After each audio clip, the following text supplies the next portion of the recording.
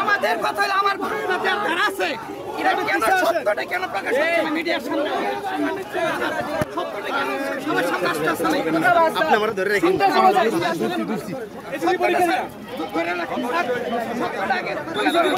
সবাই আসলো কেন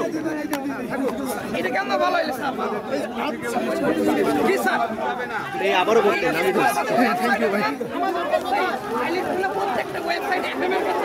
এই ভাই হাত সরান ভাই কেন কেন সেনাবাহিনী তাদের উপরে আস্তে ভাই আস্তে পরে নেন ভাই আস্তে ভাই পরে নেন আমাদের স্যারের দখলে কেন ছিল কেন সেনাবাহিনী তাদের উপরে আপনি আমি ধরাতে ভাই আমরা সঠিক তদন্ত চাই